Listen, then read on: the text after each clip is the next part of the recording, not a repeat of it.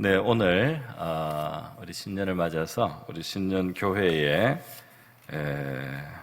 네 가지 실천 사항 중에서 믿음의 성장 두 번째, 위에서 두 번째에 해당되는 주제로 믿음과 말씀이라는 내용으로 말씀을 드리겠습니다. 우리 오늘 이 본문 말씀에서 우리 신령한 젖을 삼하라 그렇게 말씀해서 신령한 젖이 지금 하나님의 말씀을 의미합니다. 신령한 젖을 사모하라. 이는 그로 말미암아 너희로 구원에 이르도록 자라게 하려 함이라. 그래서 하나님의 말씀을 이제 아이가 젖을 먹듯이 그렇게 우리의 심령과 영혼에 하나님 말씀을 받아들일 때, 사모하고 받아들일 때 우리의 영혼이 성장한다는 것, 믿음이 성장한다. 영적으로 성장한다. 영적으로 자라게 된다. 이런 말씀이 되겠습니다.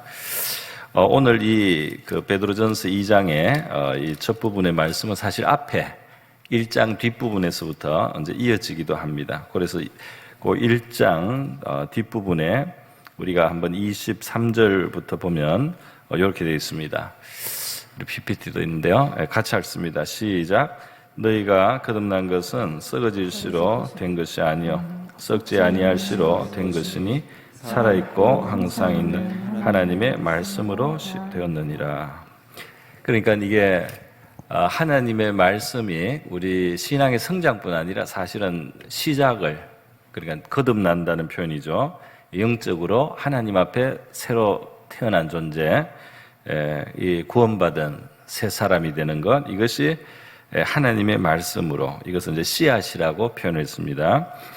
썩지 아니할 씨, 영적인 하나님의 씨앗인데 이것이 바로 하나님의 말씀이다. 그렇게 말씀을 하고 있습니다. 하나님의 말씀은 우리에게 정말 가장 영혼의 구원의 생명을 갖다 주고, 그리고 그래서 거듭나게 하고요. 그리고 또 자라게 한다 말이죠. 그러니까 이것은 얼마나 중요한지 우리가 짐작을 이제 할 수가 있습니다. 그런데 하나님의 말씀은 그 기본 진리가 우리에게 주는 큰 지식이 있습니다. 그 진리의 지식, 큰 지식이 있는데 그것이 무엇이냐면 바로 베드로전서 1장 24절 이하로 있는 말씀인데요. 우리 같이 한번 읽겠습니다. 시작. 그러므로 모든 육체는 풀과 같고 그 모든 영광은 풀의 꽃과 같으니 풀은 마르고 꽃은 떨어지되 오직 주의 말씀은 세세토록 있도다 하였으니 너희에게 전한 복음이 곧 이 말씀이니라 그랬어요. 그래서 이 하나님의 말씀은 영원한 하나님으로부터 나온 말씀이요, 또 우리에게 영생을 주실 수 있는 말씀인데요. 이제 우리 인생의 모습은 어떠냐? 우리 인생의 모습은 풀과 같다. 그래서 잠깐 있지만은 곧 마르게 되는 풀. 그리고 또 이 땅에 있는 영광, 영광도 좀 넓게 잡으면 이 땅에 있는 어떤 기쁨, 만족, 이 땅에서의 어떤 쾌락, 즐거움, 이 땅에서 우리 자랑할 만한 것들, 이런 것은 사실 풀의 꽃과 같다 말이에요. 잠깐 있다가 시드는 것이다 말이죠. 풀은 마르고 꽃은 떨어진다 그랬습니다. 그러니까 하나님의 진리 앞에 우리가 나갈 때 우리의 이 유한함을 우리가 보게 되는 것입니다. 우리가 얼마나 유한한지, 우리가 얼마나 잠깐인지, 그래서 그 자랑할 것이 없는 우리 자신을 보게 돼요. 그리고 그것과 대조되는 영원하신 하나님, 영원하신 하나님의 세계, 영생의 생명, 이런 것들을 또 하나님은 우리에게 깨닫게 해 주십니다. 이것이 이제 가장 큰 진리인데요. 우리가 복음 안에 왔다는 것은 바로 이러한 관점으로 인생을 보게 된다는 것입니다. 이 세상에 이제 왜곡된 이 사람들의 지식과 인식이 무엇이냐면 이 영원한 것은 보지 않고 잠깐 있는 것을 전부인 것처럼 이제 보고 살아가는 것이죠. 그래서 이제 진리의 토대 위에 서 있지 못합니다. 그런데 하나님이 복음으로서 우리를 불러주면 우리는 영원한 것을 보게 되고, 또 이 땅에 우리에 있는 이 삶이 얼마나 하나님 앞에서 잠깐에 지나가는 그러한 삶인지 우리가 이제 그것을 깨닫게 되면서 우리가 이제 진리에 서서 살아갈 수 있는 토대가 놓인다고 할 수가 있겠습니다. 우리 종교개혁자 켈빈이죠. 우리 장로교의 이 교리에 뼈대를 세워주고 우리 바울의 신학 그리고 어거스틴으로 이어졌던 이 바울의 신학을 다시 살려냈던 이 켈빈이 이 기독교의 진리를 압축해서 쓴 저술이 기독교 강요라는 책이 있습니다. 기독교의 이제 큰 중요한 주제를 이렇게 모았다는 뜻의 강요라는 표현인데요. 구식 표현입니다. 이 기독교 강요, 기독교 요점 이렇게 말할 수 있겠는데 기독교 요점의 이 책에 보면 시작할 때부터 이제 이 세상에 있는 가장 중요한 진리가 무엇인지를 이제 말을 했어요. 이 세상에 인간이 꼭 알아야 될 최고의 그 중요한 지식이 뭐냐면 그것은 바로 하나님에 대한 지식 그리고 우리 인간 자신에 대한 지식이라고 했습니다. 오늘 이 세상에 수많은 무슨 전문 지식도 있고 수학의 지식도 있고 분야마다 엄청난 지식이 있지만 그 지식이 기초로 가져야 될 정말 가장 중요한 근본 지식은 무엇이냐면 이 세계를 창조하시고 이 세계를 운영하시고 마지막 우리의 심판장이 되시는 하나님에 대한 바른 지식이 있어야 되고 그 하나님 앞에 살아가는 바로 우리 자신에 대한 지식이 있어야 된단 말이에요. 뭐 이것도 알고 저것도 알고 시큰하는데 자기가 누군지를 모른단 말이에요. 우리 인간이 어떤 존재인지를 모르고 살아간단 말이죠. 눈앞에 있는 것에만 그렇게 관심을 쏟고 내 자신이 누구인지를 모른 채로 살다가 어디서 와서 어디로 가는지 모르고 무엇을 위해서 살아야 되는지도 모르고 그렇게 살다 간단 말이죠. 하나님 옆에서 과연 나의 주소는 어디에 있는지를 알지 못하고 살다가 가는 인생들이 많단 말이에요. 그래서 이 켈빈은 이 하나님의 지식, 하나님에 대한 지식, 우리에 대한 지식, 하나님께서 이것을 가르쳐 주시는데 성령의 역사로 그리고 하나님의 이 말씀을 통해서 우리에게 가르쳐 주는 지식, 하나님에 대한 지식, 우리 자신 인간에 대한 지식이 가장 중요하다 그랬어요. 그런데 이 지식은 서로 함께 비례한다고 했습니다. 하나님을 알아야 사람이 자기 자신을 알 수 있고 그리고 인간이 자기를 바르게 알아야 하나님을 알아가는 지식이 거기에서부터 또 더 커진다고 했습니다. 그런데 그 하나님에 대한 지식은 뭐냐? 하나님이 얼마나 거룩하시며 얼마나 선하시며 얼마나 참되신지를 아는 지식이라고 그랬어요.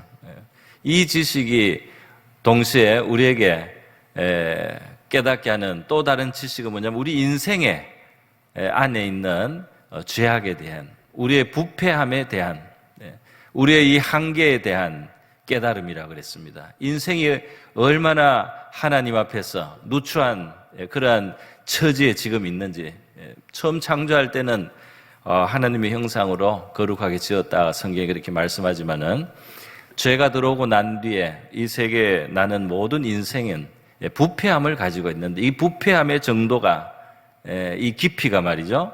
진리를 알아갈수록 이것이 크다는 것을 알게 된다 이 말입니다. 뭐 사람들도 인간이 죄인이다 어느 정도 인정하기도 하지만 양심적인 사람들은 그것은 우리가 생각하는 것보다 더 깊다 이 말이에요. 그래서 이 만물보다 부패한 것은 사람의 마음이다. 예레미야를 통해서 하나님 주신 말씀이죠. 만물보다 부패한 것은 사람의 마음인데 우리의 심령인데 누가 이것을 알리요? 이 깊이를 누가 알리요? 얼마나 부패한지를 누가 다 알리요? 그랬어요. 바다에 가면은 빙산이 떠다니는데요. 빙산이 부닥쳐서 큰 배도 침몰하기도 하죠. 그런데 이 빙산이 이렇게 이제 섬처럼 뭐 작은 어떤 섬처럼 보이지만은 그런데 사실은 그것은 바로 빙산의 일각이라는 것입니다. 그 위에 조금 나와 있는 것보다 밑에는 몇 배로 더 큰 빙산의 아랫부분이 위에 나타나는 것보다 훨씬 더 몇 배가 더 되는 그 아랫부분에 수면 아래 더 큰 빙산의 덩어리가 사실은 있다는 거죠. 그것처럼 말이죠. 우리 인생은 그 이상으로 우리 안에 있는 이 부패성, 죄인의 근성 이러한 것들을 이제 그것이 사실인데요. 이 지식을 인간이 얼마나 알고 그 앞에서 겸손하여진 마음으로 하나님을 알고 살아가느냐 말이죠. 그래서 하나님을 더 알아갈수록 거룩함을 알수록 진실함을 알수록 하나님의 선에 대해서 알아갈수록 우리 인간의 초라한 의, 우리가 의처럼 보이는 것 속에도 얼마나 부패한 것이 많은지 말이죠. 우리가 괜찮다고 생각하는 그 속에도 얼마나 추한 것이 많은지 이것을 이제 깨달아가고 인생을 그렇게 알아가면서 겸손해진 마음으로 바른 마음으로 하나님을 바라보게 될 때 그 하나님의 선과 의와 거룩이 얼마나 큰지도 또 한편 알아간다 그랬어요. 그래서 하나님을 알고 인간을 알게 되고 인간을 알면서 하나님을 또 더 알게 되는 이 가장 중요한 지식이 우리 하나님께서 우리에게 주시려고 하는 근본 진리다 그렇게 말씀. 이것이 이제 십자가를 통해 사실 선포되는 거예요.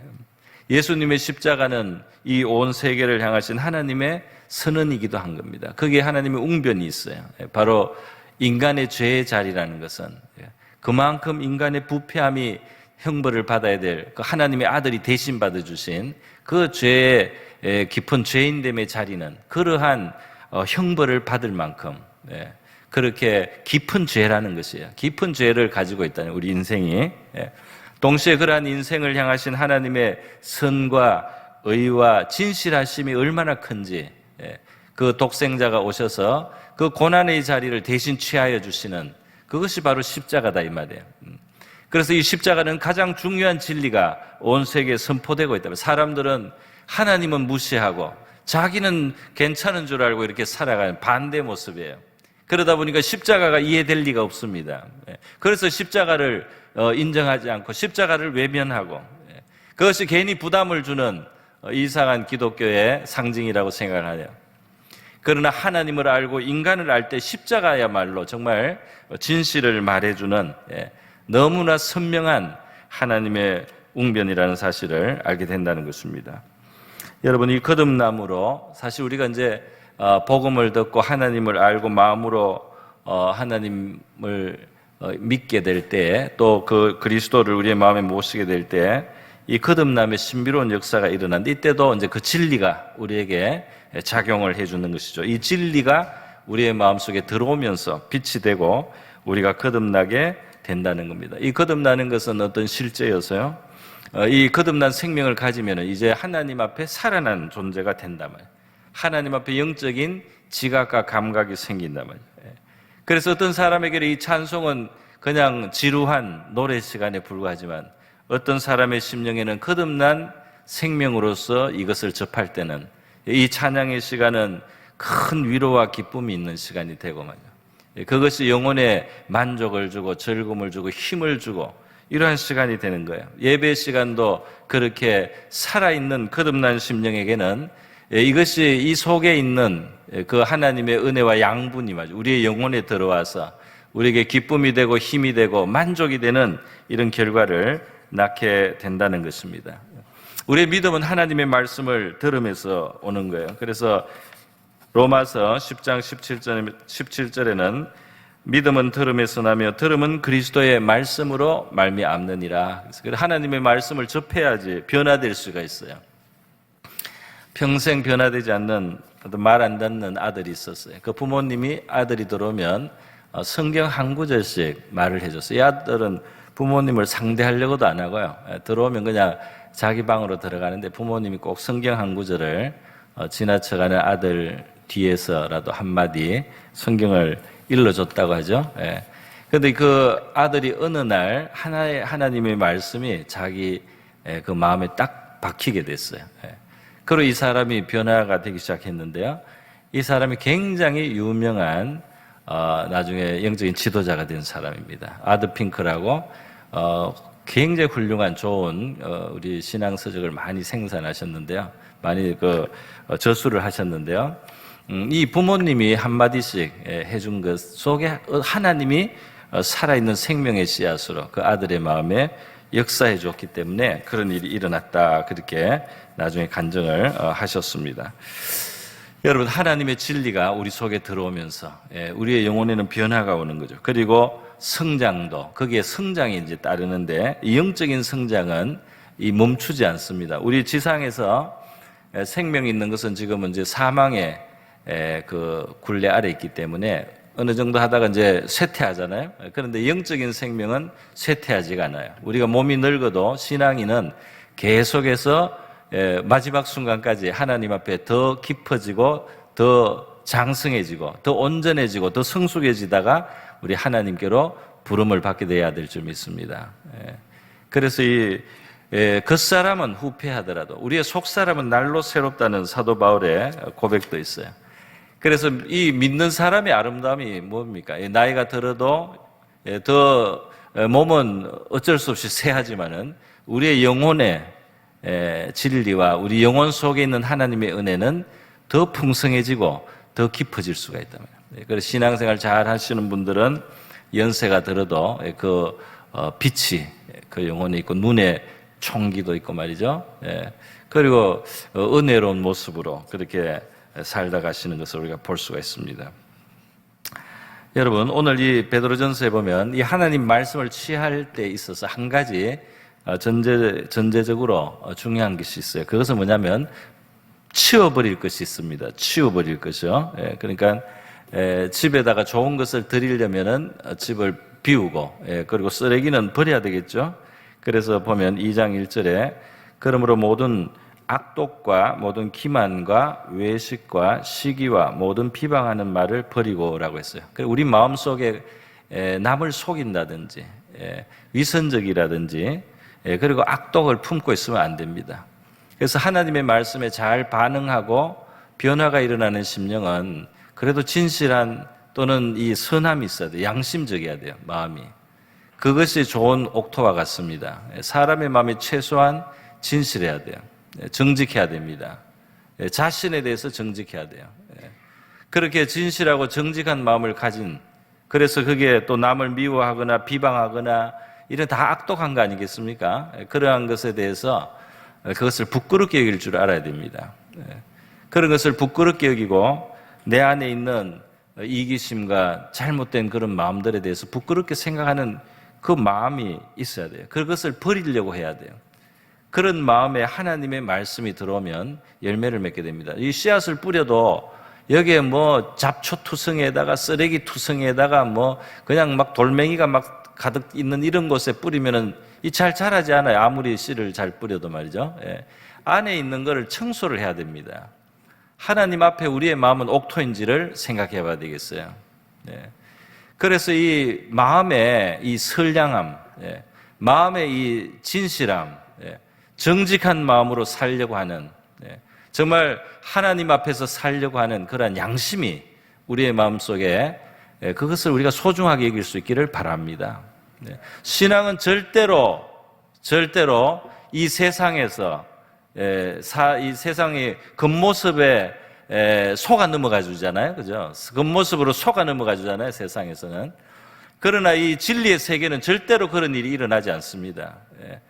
이게 속아 넘어가지가 않는 거예요. 우리의 마음에 진짜 무엇이 있느냐에 의해서 거기에 열매를 맺게 된다 이 말이에요. 그래서 진정으로 우리 마음에 있는 악을 버려야 됩니다. 악을 버리려고 해야 돼요.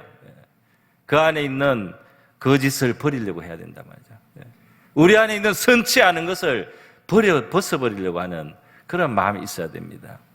이러한 마음을 우리가 원하고 사모하는 가운데서 하나님의 말씀이 들어오면은 이 좋은 밭에 떨어진 씨앗과 같이 우리 안에 많은 결실을 하게 된단 말이죠. 그 영향이 많이 일어나게 된다 이 말입니다. 우리 모두 우리의 마음을 하나님 앞에서 바로 가질 수 있기를 바랍니다.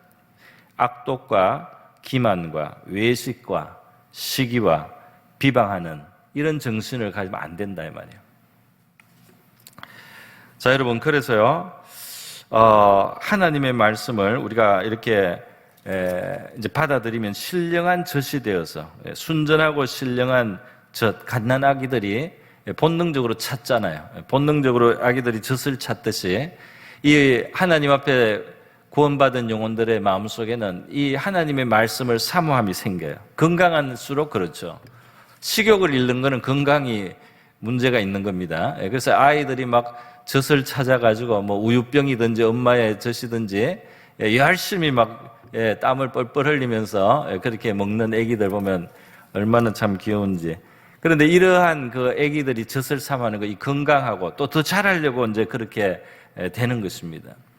오늘 우리가 조금 영적으로 이 무뎌지면은 이 하나님 말씀에 대한 이게 말하자면 식성이 떨어지는 거죠.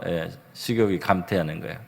그래서 이게 아무리 은혜로운 말씀이 있어도 이게 이제 흘러듣는 거죠. 그러나 여러분, 우리 지금 고난 가운데서 정말 예수 믿으면 고난이 오고 어려움이 오는데도 예수 믿는 진짜 그 믿음을 가지고 하나님을 간절히 사모하는 중국의 지하교회나 북한에 있는 지하교회 성도들 보세요.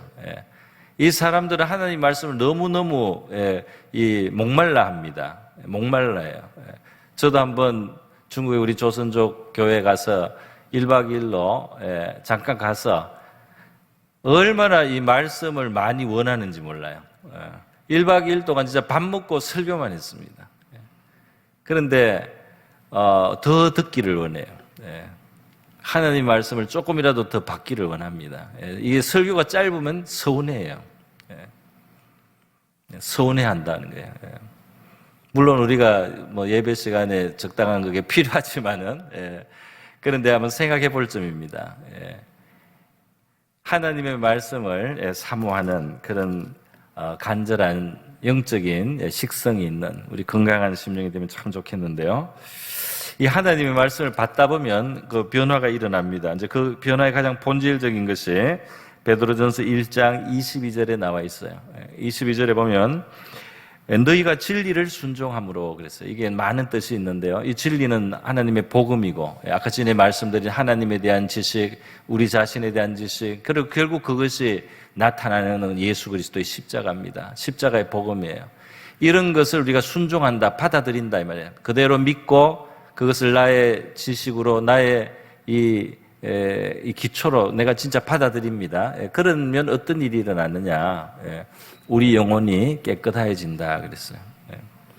영혼이 깨끗하지. 하나님의 말씀을 우리가 받아들이면 회개도 있고요.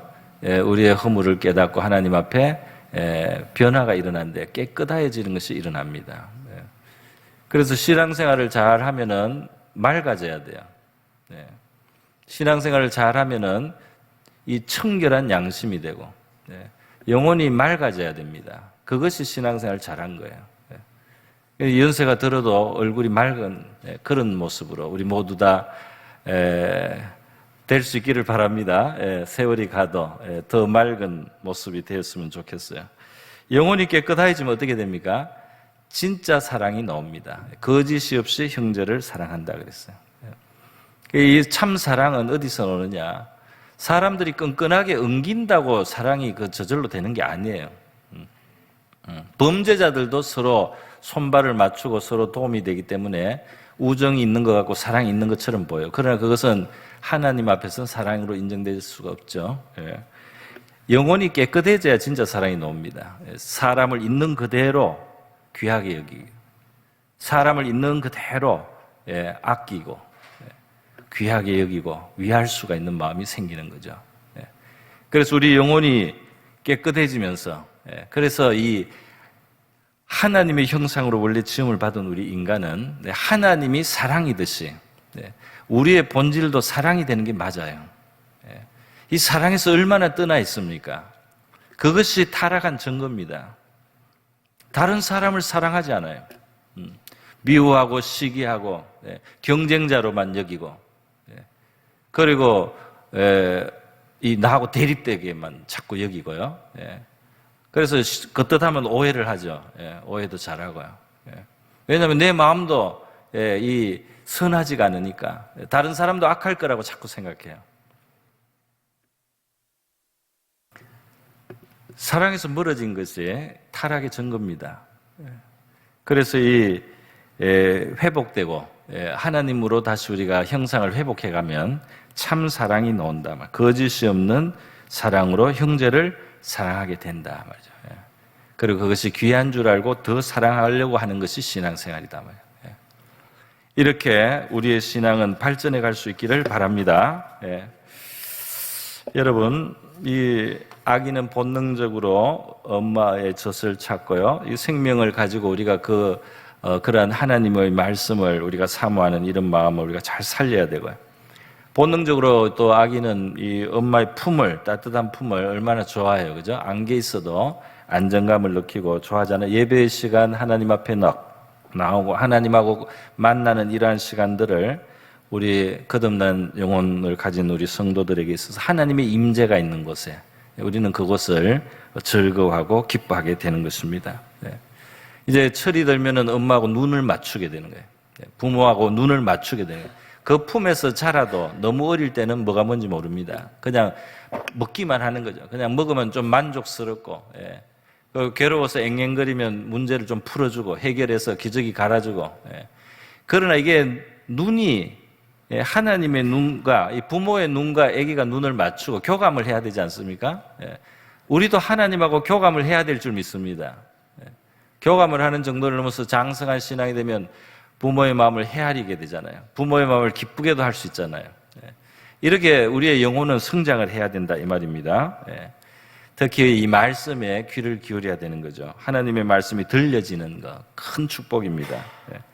하나님의 말씀이 내 마음속에 깊이 들어오는 거 말이죠. 이해가 되고 아멘이 나오는 거 말이죠. 이것은 정말 귀한 일입니다. 여러분, 이 하나님의 말씀 안에는 이 진리가 있고 거기에는 바로 이 하나님의 성품이 녹아 있어요. 그걸 또 달리 표현하면 바로 그리스도의 성품이 녹아 있습니다. 할렐루야. 그러니까 하나님의 말씀에 감화받다 보면 예수님 닮아져요. 여기 하나님, 바로 주님의 성품과 인격과 주님의 그 어떤 그 본질과 같은 것이 이 하나님의 말씀에 가득하기 때문에 그렇다 이 말이죠.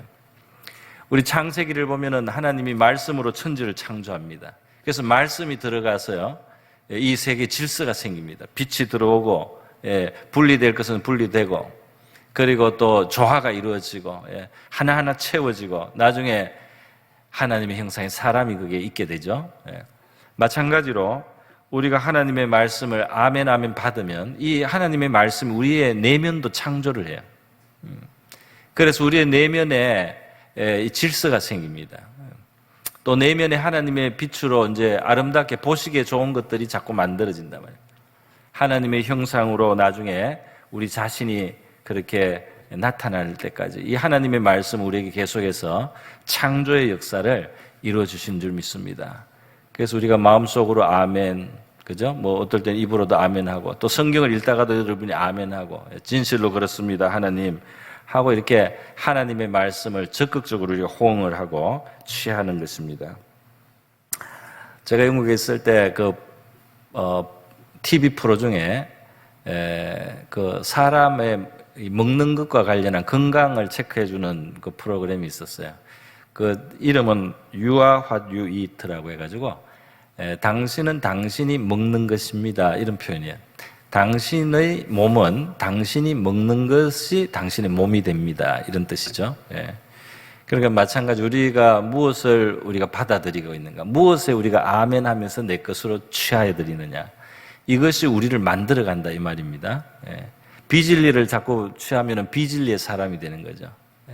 나쁜 것에 자꾸 아멘을 하면 진짜 나쁜 사람이 되는 거죠. 그런데 진리에 자꾸 아멘을 하면, 하나님의 말씀에 자꾸 아멘을 하면 우리가 하나님의 진짜 자녀답게 변화해 갈 수 있는 줄 믿습니다. 하나님의 말씀과 진리가 자꾸 들어서 우리가 진리의 사람이 되고 하나님을 닮은 사람들이 될 수가 있다 이 말입니다. 로마서 15장 4절에 의하면은 하나님의 말씀이 우리에게 역할을 해서요, 우리는 바로 위로도 받게 되고 소망도 가지게 된다 그랬어요. 그러니까 이 세상에 많은 위로가 우리가 사람들도 주지만 하나님의 말씀을 접할 때 우리가 성경의 위로, 여기 보니까 무엇이든지 전에 기록된 바는 우리의 교훈을 위하여 기록된 것이니 우리로 하여금 인내로 또는 성경의 위로로 그랬어요. 성경의 위로가 있습니다. 그래서 우리가 성경을 접하다 보면 거기에서 위로를 받게 됩니다. 할렐루야. 위로를 갖게 되고 그래서 결국 소망도 가지게 됩니다. 그래서 하나님의 말씀은 우리에게 위로를 주고 소망을 갖게 하는 거예요. 참 좋은 것이지 않습니까? 그래서 힘을 얻게 된다 이 말이죠. 그래서 낙심하지 않게 되고 그리고 살아갈 힘을 얻게 될 줄 믿습니다. 이렇게 하나님의 말씀 우리에게 너무너무 유익한데요. 이 믿음은 이제 결과를 가져옵니다. 이 믿음을 가지고 우리는 변화가 돼요. 자꾸 우리 안에 믿음이 생기고 하나님 닮아가고 이게 굉장히 긍정적인 변화이기 때문에 아주 거기에는 열매를 맺게 되는 것입니다. 디모데후서 3장 16절에 보면 모든 성경은 하나님의 감동으로 된 것으로 교훈과 책망과 바르게 함과 의로 교육하기에 유익하니, 이게 하나님의 숨결이 담겨 있다며, 감동, 하나님의 영이 이 속에 역사해 주신다는 거예요. 그래서 이것이 우리를 세워주고 바르게 하고 정화시켜주는 역할을 한다는 겁니다. 이는 하나님의 사람으로 온전하게 하며, 그러니까 하나님 믿는 사람이 온전하게 되려면 하나님의 말씀에 감화를 자꾸 받아야 된다 이 말이죠. 또 모든 선한 일을 행할 능력을 갖추게 하려 합니다. 그래서 하나님 앞에 우리가 쓰임을 받기 위해서도 하나님의 말씀에 영향과 감화를 자꾸 필요로 한다 하는 것입니다. 여러분, 또 디모데전서 4장 5절에 의하면 우리는 어떻게 하면 우리가 이 거룩해지고 경건해지느냐 이렇게 딱 결론을 내렸어요. 하나님의 말씀과 기도로 거룩하여집니다 그랬어요.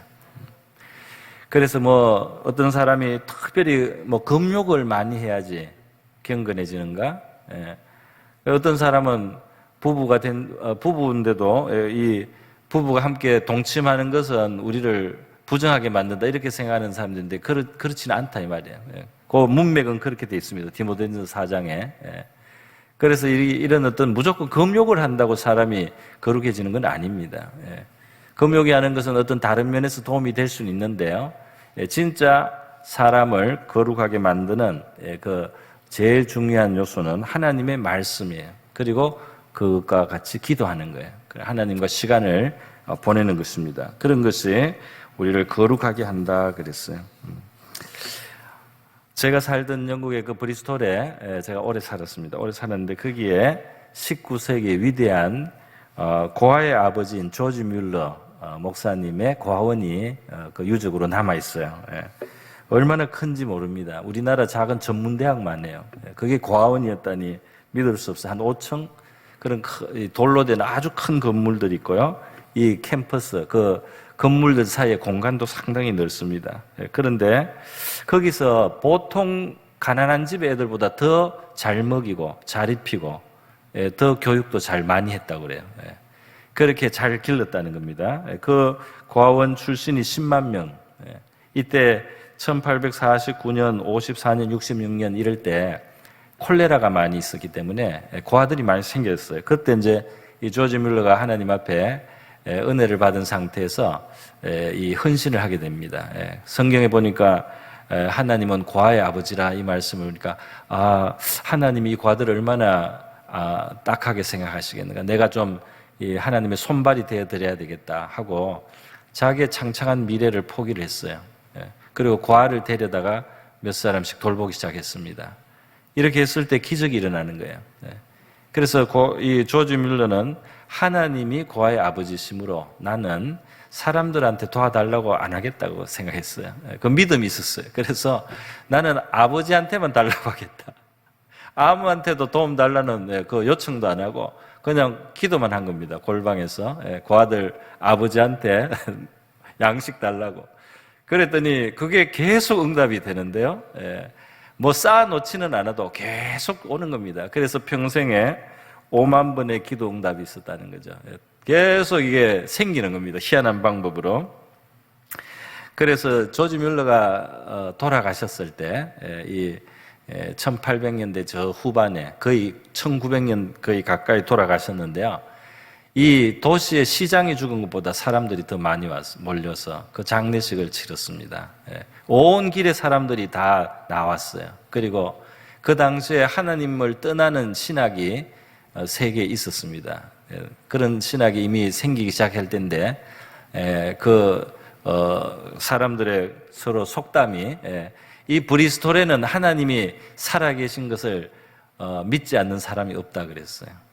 저 고아원에서 하나님 앞에서만 기도해서 저 수천 명의 고아들을 날마다 먹이 살리는 저 사람이 여기 살아있단 말이에요. 그러니까 여기에서 하나님이 없다고 하는 사람이 없다는 그런 속담이 그 당시에 있었다는 것입니다. 조지 뮬러는 놀라운 믿음을 가졌어요. 그런데 그 믿음은 바로 하나님의 말씀에서 나온 믿음이라고 고백을 했습니다. 조지 밀러의 생애를 보니까 이 사람이 평생 성경을 사랑하고 읽었는데 한 200번까지 읽었다고 그래요. 200번 이상. 예. 조지 밀러 이야기가 나온 김에 조금 하나만 더 소개하겠습니다. 이 사람이 말년에는 하나님이 하신 일을 온 세계에 전하게 됐어요. 그래서 그 당시 이제 미국으로 대서양을 건너가서도 미국에 있는 많은 또 교회나 또 모임에서 그 사역을 소개도 하고 또 간증도 많이 했어요. 그런데 그 중에 어느 날은 대서양 어느 지역에서요, 너무 짙은 안개가 오랫동안 이 바다를 덮고 있어요. 아무것도 안 보이는 거예요. 별도 안 보이고 아무것도 안 보이는. 예. 그런 상태로 시간이 며칠씩 가니까요, 이제 이 일정에 문제가 생기는 겁니다. 일정에 문제가 생기는 거예요. 그래서 이제 여기서 빨리 배가 움직여야 되는데 아무것도 안 보이니까 배가 못 움직이고 있는 거예요. 그래서 조지 뮬러가 선장하고 이야기를 하게 됐어요. 그 이야기를 했더니 오늘 배가 안 움직이면 이제는 날짜에 도착할 수가 없게 되는 거예요. 그러니까 조지 뮬러가 선장하고 같이 기도를 하자고 제안을 하고 선장실에 가서 기도를 하게 됐습니다. 그래서 이 안개를 걷어달라고, 이제 하나님이 나를 지금 그 보내시는 거 아니냐, 그 보내셔서 내가 거기에서 정언을 하나님이 주시는 말씀을 꼭 전해야 되는데 오늘 출발해야 되니까 이 안개를 걷어달라고 기도를 한 다음 조지 밀러가 그 선장에게 응답받았다 그런 거예요. 응답을 받았습니다. 그러면서 선장에게 창문을 여시오.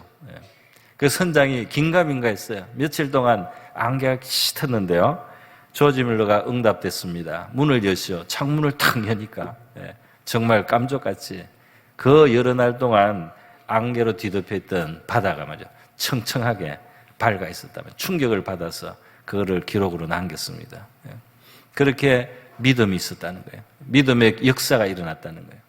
그런데 그 믿음이 어디에서 왔나? 하나님의 말씀을. 이 믿음은 그리스도의 말씀으로 말미암는다. 그리스도는 믿음은 말씀으로, 믿음은 들음에서 나며 들음은 그리스도의 말씀으로 말미암는다 하는 이 로마서 10장의 말씀을 평범하게 믿고 그가 하나님 말씀을 가까이 있을 때, 그리고 기도해 갈 때 그의 삶 속에 계속해서 하나님을 체험하면서 이런 놀라운 믿음을 가지게 됐다는 것입니다. 여러분, 우리 사람은요, 영을 가지고 있는데요, 이 영이 예수님을 믿게 될 때, 복음을 받아들일 때 하나님을 향해서 살아납니다. 그래서 이 하나님에 대한 감각이 생길 수가 있어요. 그 생기는 것이 정상적이라고 할 수 있습니다. 그런데 이 영적인 것이 성장할 때 이 말씀이 계속 거의 공급이 돼야 돼요. 그러면 이것이 강건해지고 또 이것이 하나님 닮아가는 그런 결과를 낳게 됩니다. 오늘 본문 베드로전서 2장 5절에 보면은 뭐라고 했습니까? 4절부터 보면요, 사람에게서 버림받아 하나님께는 택하심을 입은 보배로운 산돌이신 예수께 나아가 그랬죠. 우리가 예수님께 이제 나갑니다. 예수님과 가까워집니다. 예수님과 가까워지고 하나님의 말씀으로 신령한 젖을 먹고 우리가 성장할 때 어떤 모습으로 되느냐 말이죠. 5절에 보니까 너희도 산돌같이 신령한 집으로 세워지고, 그리고 예수 그리스도로 말미암아 하나님이 기쁘게 받으실 신령한 제사를 드릴 거룩한 제사장이 될지니라 그랬어요. 이게 이제 신자가 가야 될 정착점이라고 할 수 있겠습니다.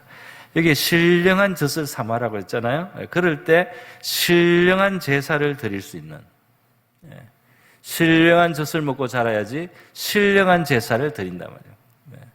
하나님의 신령한 말씀으로 성장을 해서 하나님이 받을 수 있는 거룩한 신령한 그러한 삶의 열매가 나타난다 이 말이죠.